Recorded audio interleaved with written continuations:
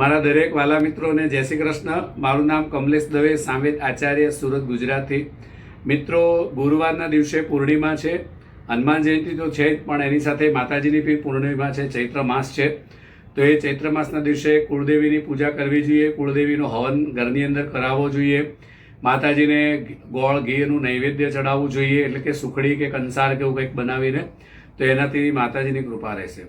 આપણે આજે વાત કરીશું વૈશાખ મહિનાની. આપણા ગુજરાતને મહારાષ્ટ્ર છોડીને અને જે પણ વૈશાખ મહિનો સ્નાન આખું કરવું હોય, તો એ લોકોએ ગુરુવાર પૂર્ણિમાના દિવસે વૈશાખ મહિનાનું નાહવાનું શરૂઆત કરવું જોઈએ.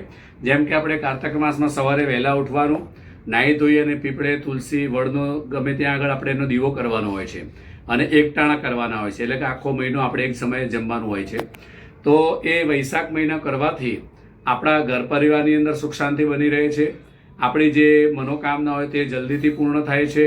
આપણા ધાર્યા કાર્યો જે અટકેલા હોય છે તે પણ બધા પૂર્ણ થઈ જાય છે. દીકરા દીકરીના વિવાહમાં વિલંબ થતું હોય તે પણ પૂર્ણ થઈ જાય છે.